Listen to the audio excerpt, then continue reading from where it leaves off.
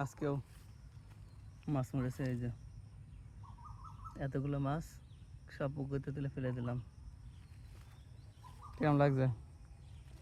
খুবই কষ্ট। সব তেলাপিয়া, হাফ কেজি ওজনের তেলাপিয়া এক একটা মরে একদম। যেটা ফুটিয়েছে নিচে হাফ কেজির উপরে। কালকে বিকালেও মাছ মরছে, আজকে রাত্রে এগুলো মরছে, আর এখন এই যেগুলো ফেলছি। মাছ চাষ করতে গেলে মাছ মরবে, মেনে নিতে হবে। পুঁটিটার সাইজটা দেখেন,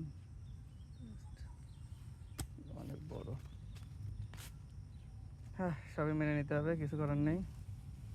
চাষ করতে আসলে লাভ লস সবই হবে, মাছও মরবে, থাকবে। এটাই কৃষিকাজের সেক্টরটাই এমন, আপনার একদিকটা ভালো হবে, একদিক খারাপ হবে। তো এই ভিডিওটা করে রাখলাম।